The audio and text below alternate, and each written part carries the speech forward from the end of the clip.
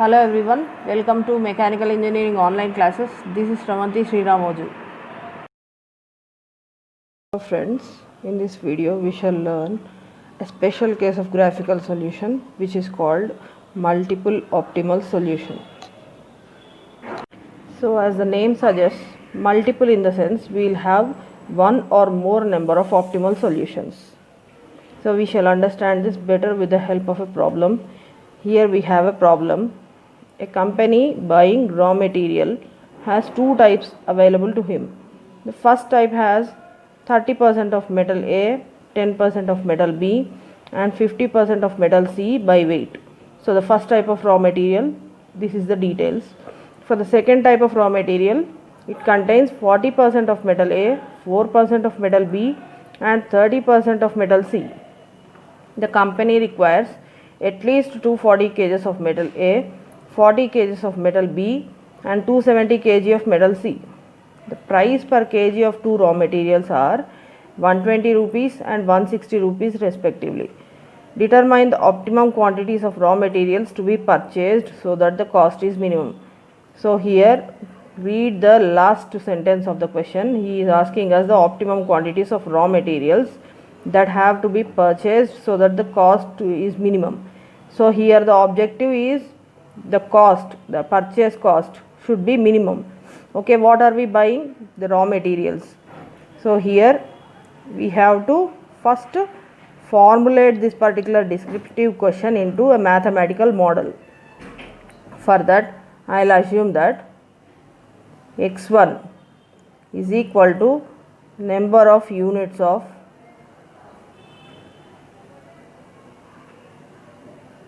raw material 1. Similarly, x2 is the number of units of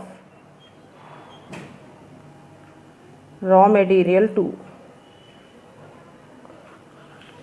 Now the objective function is to minimize the cost.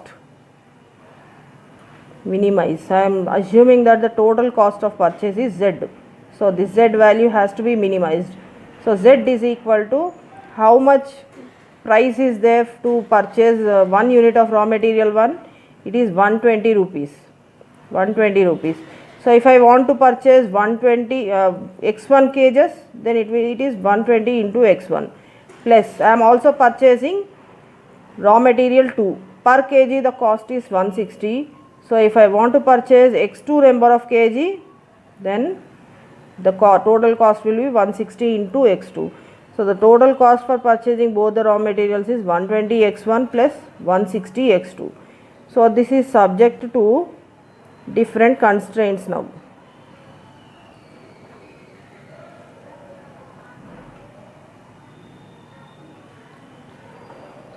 So before going to the constraints, read the question once again.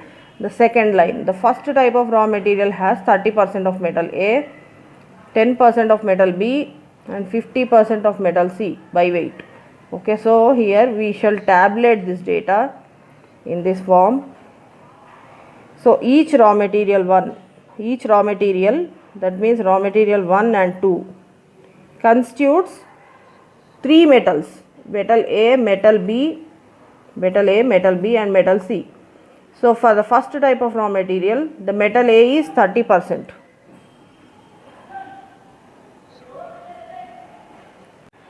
So I am writing 30% as 0.3. Similarly, raw material 1 has metal B also. Raw material 1 consists of metal B by how much percent? 10%. So here I am writing 10%, which is nothing but 0.1. Similarly, raw material 1 will contain metal C by 50% weight. So here I have 50%, which is nothing but 0.5. Similarly, I will write for raw material 2. The second type has 40% of metal A, 40%, which is nothing but 0.4. 4% of metal B, 4%.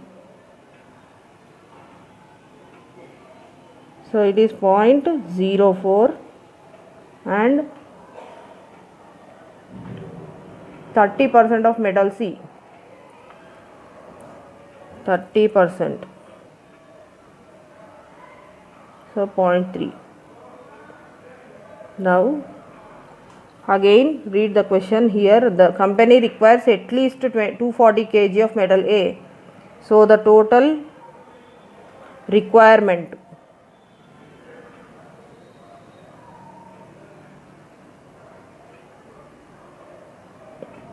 the minimum requirement is given. Minimum requirement of metal A is how much? 240 kg,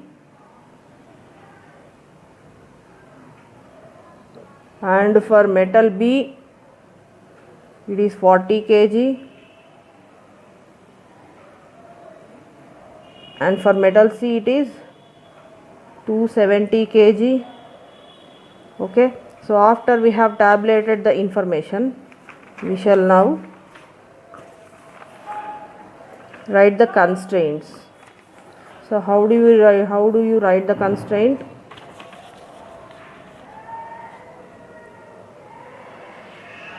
Look at the first row. Here metal A, the requirement of metal A should be like this. The total requirement of metal A is 240. So minimum requirement is 240. What is the total requirement? It is 0.3 into x1. 1 kg of raw material 1 is having 30% of metal A. So for x1 kg it should be 0.3 into x1 plus for raw material 2 metal A is 40% by weight. So for 1 kg of raw material 2 there is 40%. For x2 kg of raw material it should be 0.4. So this should be greater than or equal to 240. It means the total metal A should be minimum 240. So it can be greater than also. That's why I have used this symbol. Similarly for metal B, it is 0.1 x1 plus 0.04 x2 should be greater than or equal to 40.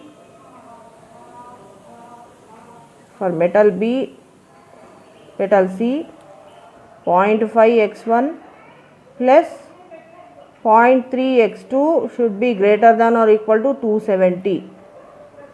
So these are the constraints. So I will finally write the LPP formulation first. LPP formulation. So it should contain objective function. So what is objective function? Minimize z is equal to 120 x1 plus 160 x2 subject to the set of constraints which we have just now written. 0.3 x1 plus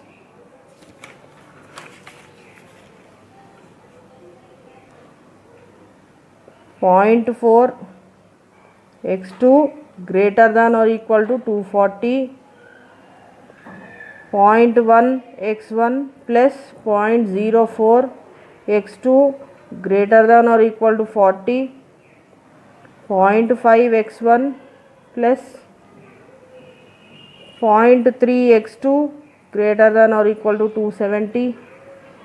And finally the non-negativity restriction, number of kg of raw material 1 and raw material 2 should be greater than or equal to 0. Number of kg cannot be negative.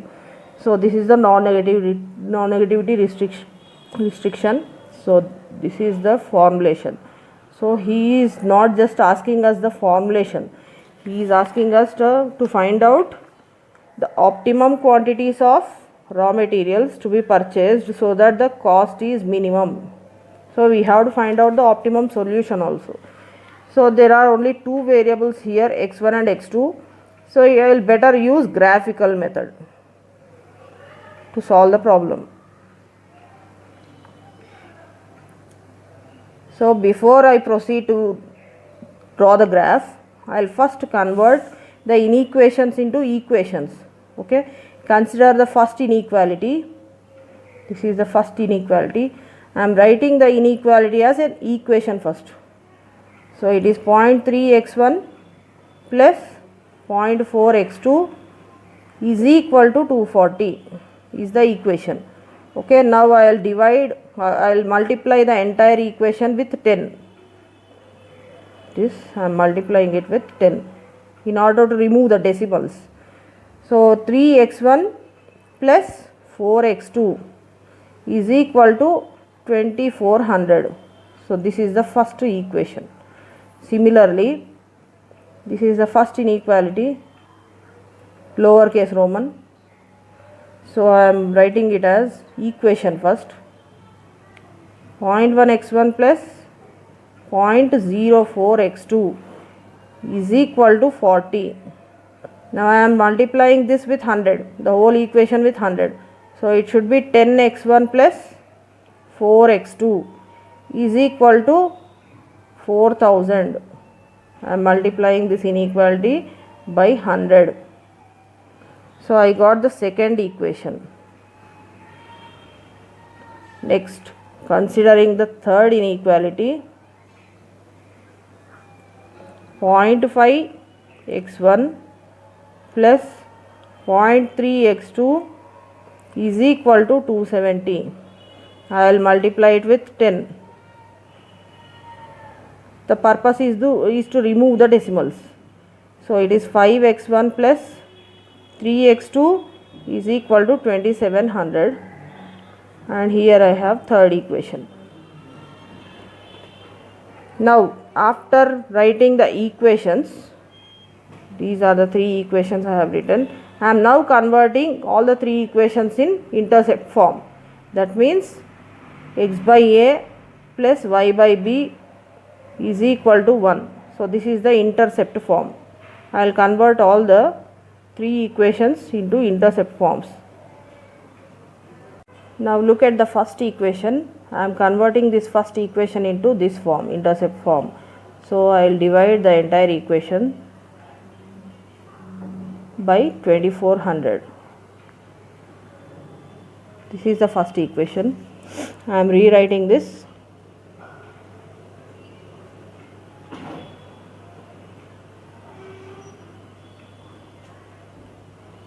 I am dividing this by 2400 is equal to 1. So x1 by 2400 by 3 plus x2 by 2400 by 4 is equal to 1. I will again simplify this. x1 by 24 by 3 is 8. So this is 800 plus x2 by 24 by 4 is 6. So 600 is equal to 1. This is the first equation in intercept form. Consider the second equation. Here 10x1 plus 4x2 is equal to 4000. I will write it in intercept form again. I will divide the entire equation by 4000. So 10x1 by 4000 plus 4x2 by 4000 is equal to 1. So here I have x1 by 4000 by 10 plus x2 by 4000 by 4 is equal to 1. x1 by 4000 by 10 is 400. x2 by 4000 by 4 is 1000 is equal to 1. This is the intercept form of equation 2. Consider equation 3. 5x1 plus 3x2 is equal to 2700. I will divide the entire equation by 2700. 5x1 by 2700 plus 3x2 by 2700 is equal to 1. So x1 by 2700 by 5 plus x2 by 2700 by 3 is equal to 1. So what is 2700 by 5? So it is x1 by 5 5 is 25. So 5 200 by 5 is 40 plus x2 by 27 by 3 is 900 is equal to 1. This is the third equation. Now I am plotting all the three equations on a graph paper. Just check out what is the maximum number of all the intercept values. What is the maximum number? 800, 600, 400, 1000, 540 and 900. So out of all these numbers, 1000 is the maximum.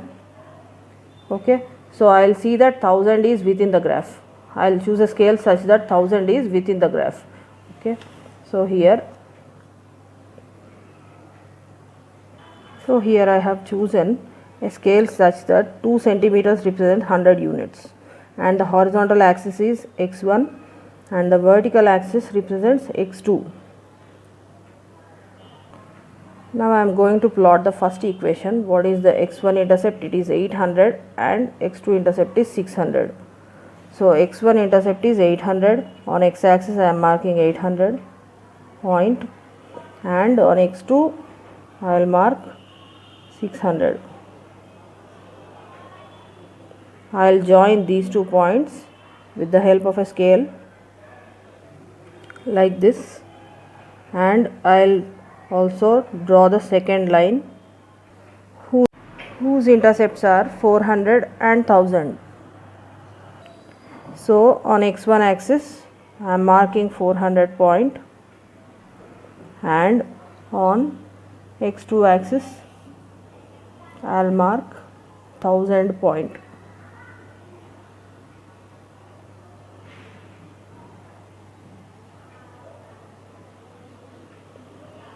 I will join them again with a scale like this. Similarly, I will mark the last equation whose intercepts are 540 and 900. So on x axis it is 540. So till here this is 550. Okay, so here I have 10 divisions. 10 divisions are giving 50 units. So for 40 units I will take only 8 units.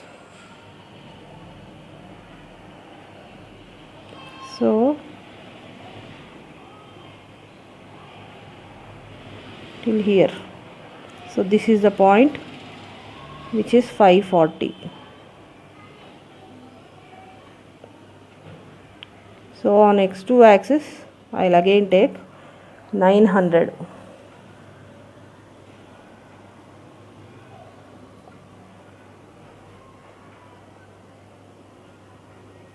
I will join them both with a straight line.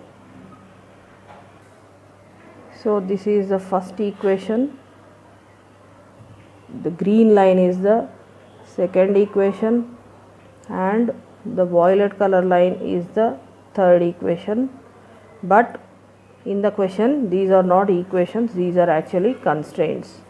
Okay, these are the constraints where we have greater than or equal to symbol in all the constraints.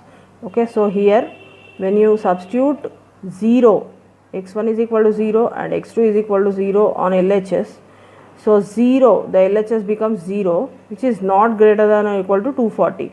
So 0 is 0 comma 0 is not satisfying this inequality, in the sense origin is not included in the region which is covered by this inequality. Okay, similarly for second inequality also, if you substitute the origin here on the left hand side, this will not satisfy the given inequality. So origin is not included by the second region also. Similarly for the third region. So all the regions will point away from the origin.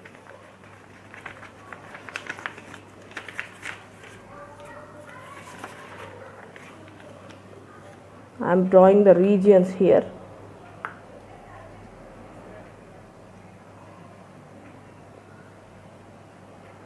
They should be away from the origin.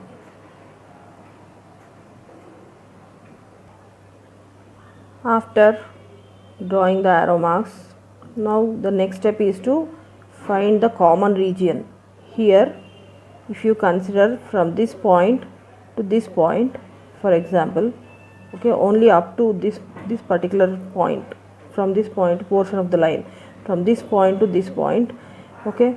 So when you consider this region, only this much, okay, above this there is no violet color region and there is no green color region, okay. So this particular quadrilateral, from this point to this point, again this point, the intersection point, and here there is no common region, okay. Now if you consider the topmost triangle here, okay, here red region is there and violet region is there, but this green region is not there, this green region is not there, okay, in this triangle. So this is also not a common region. Now we have to identify what is the common region. That means the region should contain all the shadings made by the three regions. So here 1000 to this intersection point contains all the three regions, because this is included by green as well as violet and red, okay. Now consider the point B to C. I have named them as A, B, C for convenience, for easy identification. From B to C, okay, we have three lines. One is the violet color line, and here I have a green line, and here I have a red color line, okay. These two regions are not included when I consider these two lines, the green one and the red one. But when I consider the violet color line BC, okay, it is included by all the red region, green region and violet region. So A, B, C. Now consider C to D, okay. So when I consider the violet color line, the green is not included. When I consider the violet color line, red color line, both violet color line and green color line are included, okay. So this region, anything above CD here, will be included by both the other lines also, okay. So our common region lies above AB, BC and CD. So anything like this. So all this region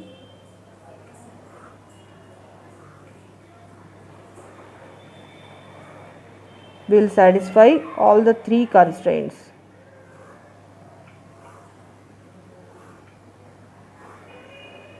So this is called feasible region. That means a region which will satisfy all the three constraints. But here in the feasible region we have infinite number of combinations of x1 and x2, out of which we need one combination which will minimize the total cost. That means which will arrive at the optimal solution, okay. One method of solving this to get the final optimal solution is to find the coordinates of A, B, C and D, and the other method is the isoprofit line. The first method I have already discussed in the previous video. So in this video I will be dealing with the isoprofit line method. In the isoprofit method, let me first consider the objective function, which is 120x1 plus 160x2. Now I will write it as 120x1 plus 120x2 is equal to z.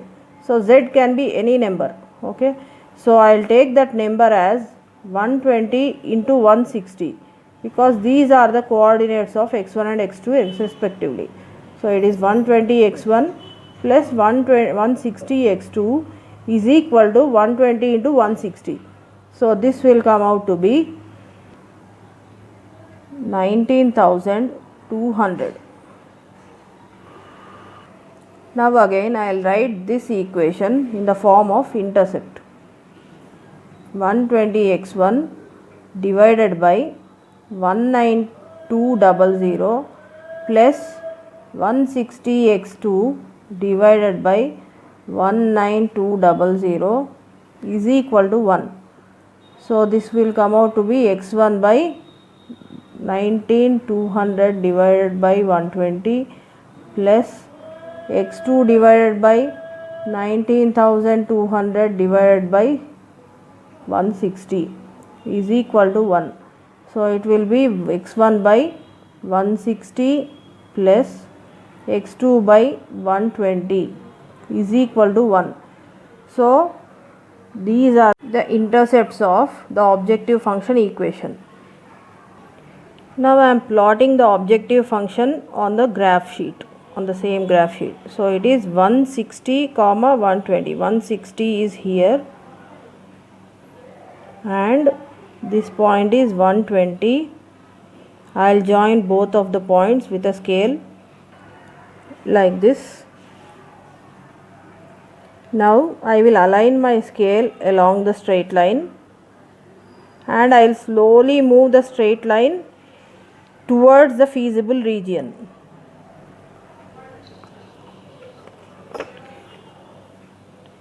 So if you are unable to fix your scale, you can also draw the lines which are parallel to the objective function line. I will align my other side of the scale to the line and I have drawn these dashed lines here. Similarly, I have aligned another side of the scale to the dashed line and I have drawn the other dashed line here. Similarly, I can proceed towards the feasible region. Here also I will draw the dashed lines here like this. Here is the dashed line, if you can see, which is aligned with the first equation. Now what is my objective function? My objective function is to minimize the cost. Okay, when I am drawing parallel lines one after the other, I should stop at a point which will first touch the feasible region. That first point will represent the minimum cost. So here the feasible region is A, B, C to D. Okay, so above which you have all the feasible solutions. So CD line is first touching the objective function line. So CD is a straight line which contains numerous points. That means numerous combinations of x1 and x2. Okay, so along CD, if the objective function is also coinciding, it means that there are numerous solutions for the given problem. So here I am considering randomly few points. So if you substitute the coordinates of these points in the objective function, you will get same value of z. So point D is also lying on the same straight line CD and point C is also lying on the same straight line. So these coordinates already I know. So it is 800 comma 0. I will substitute this in the z value to find the optimum solution. So point D is 800 comma 0 and the objective function is 120 x1 plus 160 x2 is equal to z. So 120 into 800 plus 160 into 0. So I will calculate this and this came out to be equal to 96,000. Now let us check whether every point on this particular line is giving the same 9600 value. Let me consider this point whose coordinates are 600 and x2 value is 150. So I am substituting the same in z objective function. So 120 into what is x1, it is 600 plus 160 into 150. So this is called multiple optimum solution case, where you will get the minimum cost for different combinations of x1 and x2. Okay, and the method which we have used to do this is called isoprofit line method, because we have drawn different lines parallel to each other and each line is representing the same objective function. hence it is called ISO. ISO means same and profit means benefit. So each and every line will represent the same benefit. And our answer to the given problem is, it is a multiple optimal solution